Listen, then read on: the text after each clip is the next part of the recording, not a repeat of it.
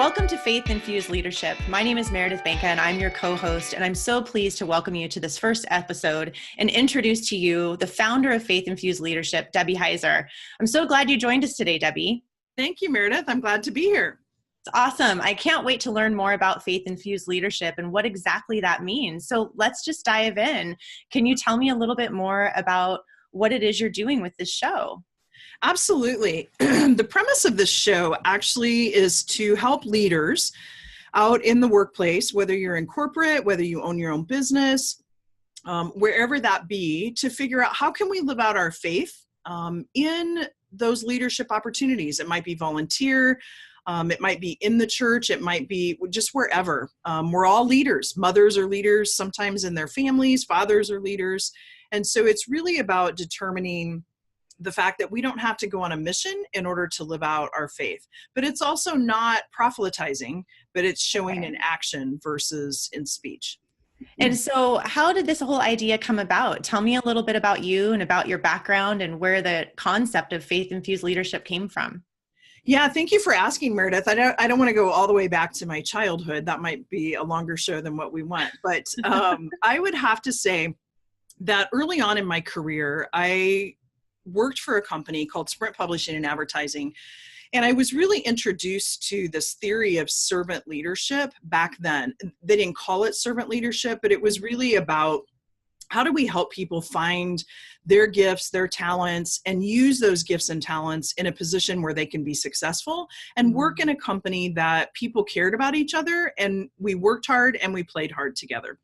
And so I feel really fortunate that I had that opportunity with Sprint Publishing. And then I went to school to get my master's at Gonzaga. And I have an emphasis in servant leadership. And one of the projects that I was supposed to do was around imagination and leadership. So for this class project, I really felt like I was being called to look at doing a women's ministry. There are many women's ministries out there. And I realized too that when you look at something and you see something lacking, typically you're looking in a mirror and you see something lacking in yourself. But when I left those, unfortunately, I found that I was leaving feeling like I needed to do more and be more, when really to me, faith is everything about your life.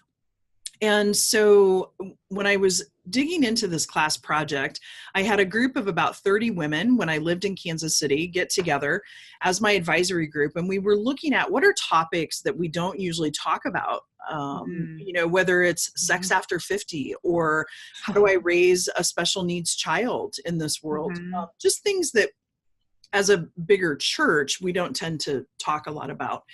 And so that project continued to go forward. I was looking at places and then we moved. And so it kind of stopped, and it was about a year and a half later. And I was driving somewhere, the blue sky was happening. I had the music blaring. I was singing along to the music. I'm one of those dorks that do that. I love it. And I was driving back and all of a sudden my Sirius radio stopped working. I couldn't get my Bluetooth to work. And I thought, okay, I must be meant to be quiet. And so I settled down and I continued my drive.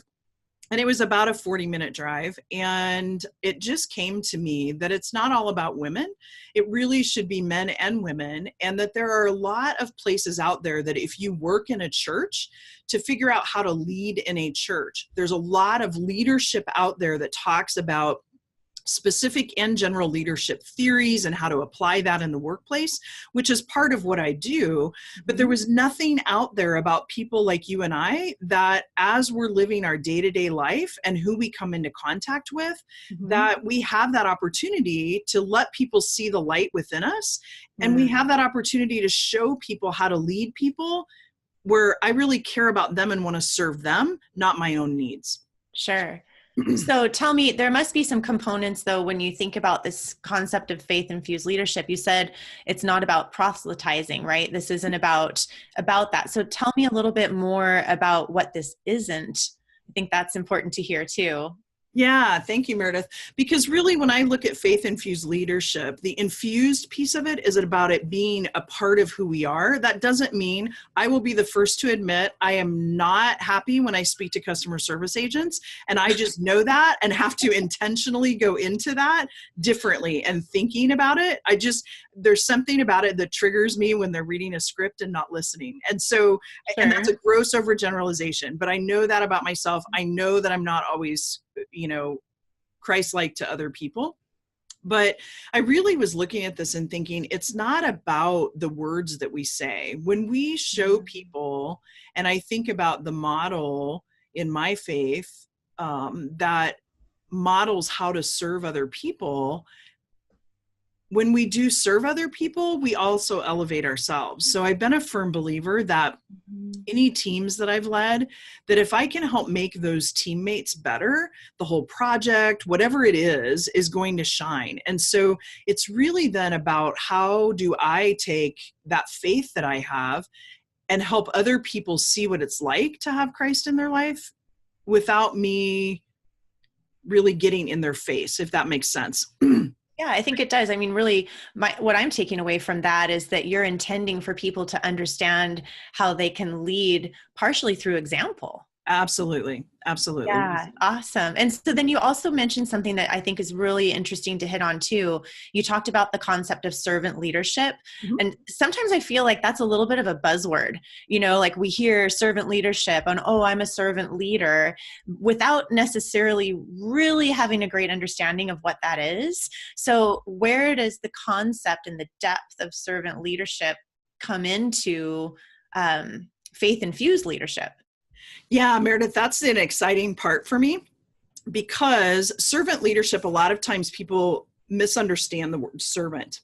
Mm-hmm. Excuse me, I'm catching a cold, and so I need to take a quick drink. Oh, sure.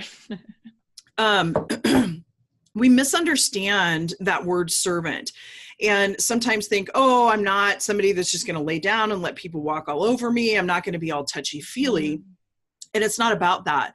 It's really about seeing the person for who they are. And there are 10 characteristics that Robert Greenleaf, who coined the term of servant leadership, really developed. And we'll go into those more in later shows. And I'm excited to share some of that. Awesome. But yeah, me too. Yeah, but it's really about, I'll give you an example of two of them. One is about foresight, being able to look into the future and strategize into the future. The other one is about persuasion. We as leaders have to be able to persuade and influence other people, and we have to feel confident and know about who we are, because people aren't going to follow us if we don't know what we stand for. So really the premise of servant leadership is really, it sounds like a foundation of your whole concept for faith infused leadership, and really helping people understand that it's okay to bring faith into their role as a leader, and Absolutely. Really laying out for them creative and different ways that they can do that, and opening the conversation of what that looks like, right? Not only the benefits of it, but maybe some of the potential pitfalls, and maybe where people might stumble and need a little bit of help. Because I think you really also want this to be really real. You want people to know that this is a place where you're going to talk about the ups and the downs. Absolutely. There are things out there. I remember working in corporate America, and the thought of me suggesting having a Bible study at work would have been completely out of the question. Now, I'm not suggesting that everybody go do that, but being able to talk about, I was a youth pastor while I also worked in corporate America. And so I would come in on the weekends, and we would ask each other, how was your weekend? And I would share with them, oh, I took the youth to this or that. So they knew it was a big part of my life, but I wasn't saying to them, you need to believe this. But then it allowed for opportunities when we were out and about doing things together. They would ask me questions. And that to me is the premise of it. Versus really telling people what they need to believe. It's not my job to tell them what to believe. Excuse me. It's more for me to let God use me as a tool to then be able to help them understand things in their life, regardless of what their beliefs are. Which I think this is just going to be a fantastic opportunity for people to explore that. And, that's kind of my final thought of really what is faith infused leadership. As far as this show goes and what it is you're offering, it's really an opportunity for exploration, for people to understand how faith and leadership come together and how they can use those in their lives. So what a brilliant idea, and what a fantastic conversation that we're going to have together, to get to share that with people through these episodes. I'm so excited. Thank you, Meredith. I'm really excited too. And to me, it's really important that people know I'm not a biblical scholar. I don't know it all. I have a lot of experience in leadership when it comes to leading in volunteer situations, leading in the church. I've had a lot of experience domestically and internationally with business. And also owning my own business and running a small business. And so I feel like all of that can culminate to just share some of my experiences. And the hope would be that we get real with each other.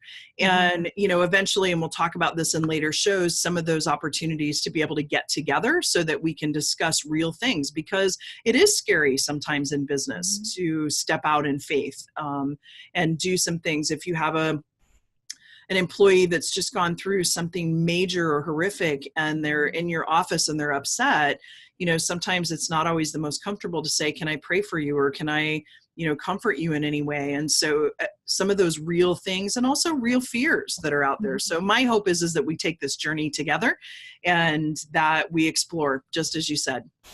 Which is going to be just a great opportunity. I'm just so thankful that you came up with this idea, that we get to be here and participate in this together. Looking forward to future episodes. So for today, thank you for joining us on episode 1 of Faith Infused Leadership. This is Debbie Heiser, our founder, and I'm Meredith Banka, your co-host. We'll see you the next time. Take care. Thank you.